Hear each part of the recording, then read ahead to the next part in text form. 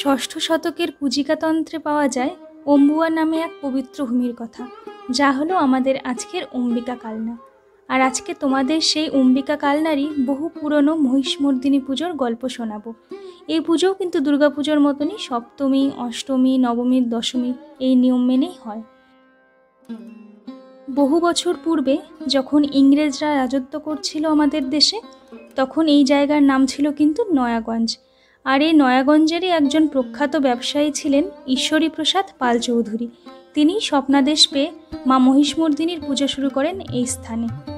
সেই থেকে কালনায় প্রতি বছর মহা সমারোহে মা মহিষমর্দিনী পূজিতা হয়ে থাকেন এবং তার সাথেই থাকেন তার দুই সহচরী জয়া ও বিজয়া।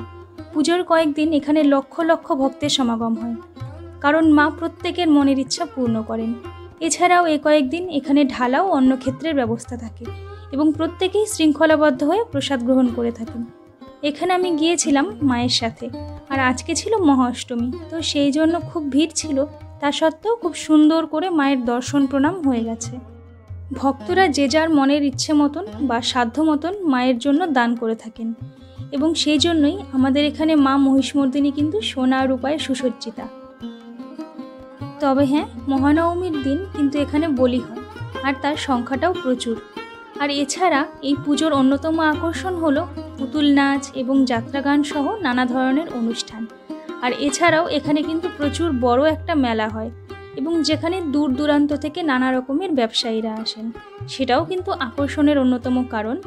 আর সেখান থেকে আমি প্রচুর জিনিসও কেনাকাটা করে ফেলেছি, যেটা কিনা পরে দেখাবো। এই মেলাতে অনেক রকমের জিনিসপত্রই পাওয়া যায়, যেমন ঠাকুর দেবতার মূর্তি, মেয়েদের গয়না বা অলংকার, পোশাক আশাক এবং খাবারের দোকান তো রয়েছেই। এই মন্দিরে প্রবেশ করার সময় চোখে পড়বে সুউচ্চ নহবতখানা, যেটাও কিনা বহু বছরের পুরনো। এছাড়াও মন্দির সহ তার পার্শ্ববর্তী অঞ্চলকে সুন্দর আলোকসজ্জায় সজ্জিত করা হয়, যেটা রাত্রেবেলায় খুব সুন্দর করে চোখে পড়ে।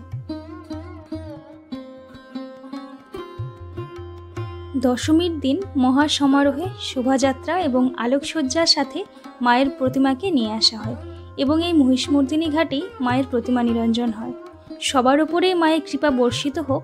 আর যদি তোমাদের কারো এই মেলায় আসতে বা পুজো দেখতে ইচ্ছে করে, অবশ্যই আসতে পারো।